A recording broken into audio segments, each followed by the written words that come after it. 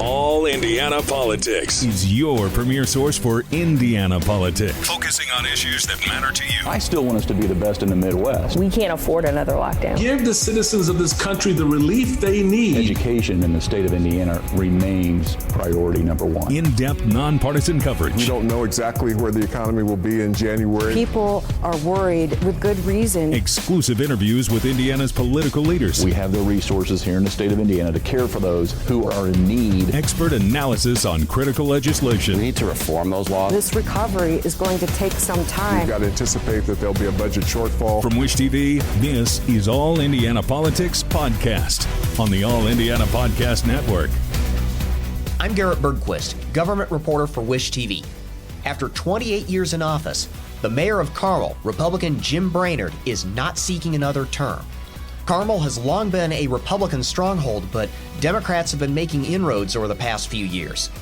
Two members of the city council, Democrat Miles Nelson and Republican Sue Finkam, are running to succeed Brainard.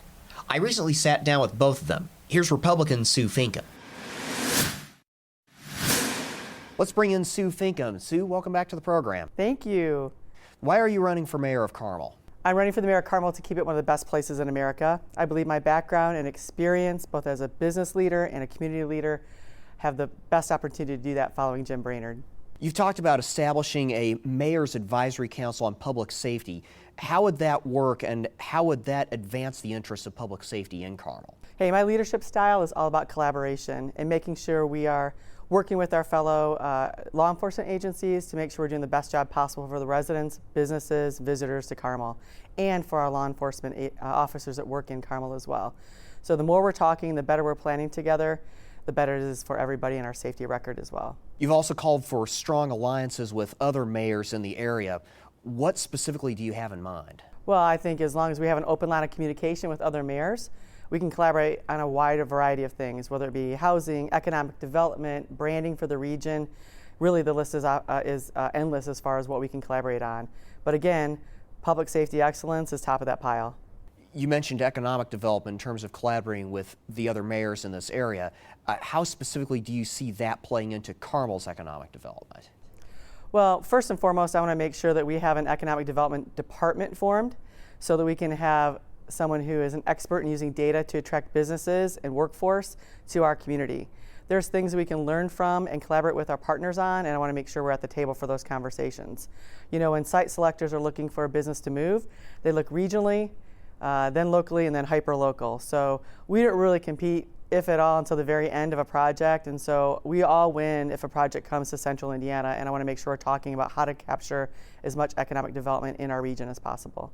How do you plan to pay down Carmel's debt? It's currently about $1.5 billion. Well, $1.5 billion perhaps, but it's not all it's not all for Carmel taxpayers to pay.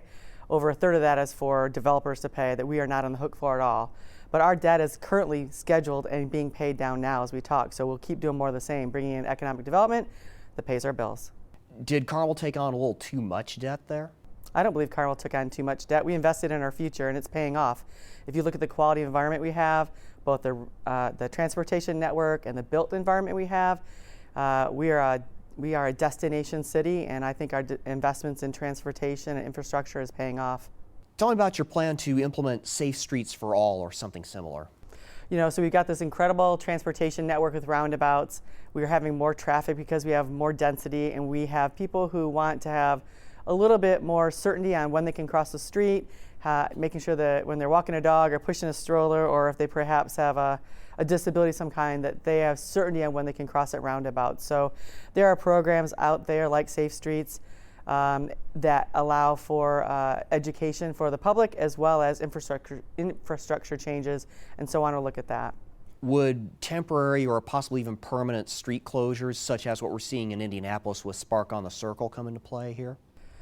I think we'd have to really look at a lot of data before we did a street closure. There's also data out there that says when you do street closures, it hurts businesses, so I'd want to look carefully at that before we pull the trigger on anything like that. Your opponent has criticized your response to the Moms for Liberty newsletter that had a quote from Adolf Hitler on it. Why did it take you so long to denounce that, and why did you not do so at the debate earlier in October? Let me be clear. I did denounce the use of the quote Immediately after it happened, I also denounced the quote on the stage of the debate. In fact, I've denounced this quote 4 times publicly. My opponent keeps bringing this up because he has nothing else to talk about. He has no plan, he has no experience, and he's made no impact as a city councilor. I've been a strong supporter of our schools as a mom and a city councilor, and as mayor, I'll continue to be that. But what about the group Moms for Liberty more broadly?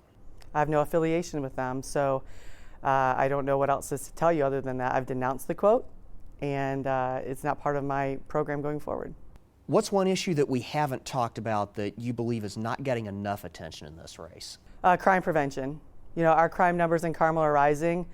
We have concerns about the situation with public safety in neighboring cities around Carmel. We need a strong leader who's got the support of the FOP in particular to make sure that they can have a partner in making sure that their lives are protected through training, through education, through equipment, and that we protect the lives of our citizens as well. We are not talking enough about crime prevention. It is the #1 topic in my platform. Do you see this as more of an issue of crime being homegrown within the city limits of Carmel, or more so spilling over from other cities such as Indianapolis in particular? Well, 83% of the arrests that we have come from outside of Carmel. So I'd say it's a problem outside of Carmel, but we have to deal with it. Our budget moving forward has 5 additional officers. It impacts our quality of life, it impacts our budget, and it impacts our brand. So we have to deal with this. This is my #1 issue. What makes you the best candidate for this job? Experience, first and foremost, as a business leader. I've had 30 years growing businesses, setting strategies, and helping companies grow. I've had 30 years of advocating for people as employees and as for citizens of Carmel, and I've got a plan. My opponent's not talking about a plan, and residents want certainty that the person's going to be leading the $200 million budget, 700-person employee corporation moving forward is capable of doing so, and so that is the #1 differentiator. Sue Finkam, thank you for joining us. Thank you for having me. I really appreciate it. That was Sue Finkam, Republican candidate for mayor of Carmel. Remember, you can catch All Indiana Politics every Sunday morning at 9:30, only on Wish TV. I'm Garrett Bergquist. Thanks for listening. From Wish TV, this is All Indiana Politics Podcast on the All Indiana Podcast Network. Watch All Indiana Politics live Sunday mornings at 9:30 on Wish TV and at wishtv.com. Subscribe to this podcast and listen weekly here on the All Indiana Podcast Network. And be sure to discover even more great podcasts at allindianapodcastnetwork.com.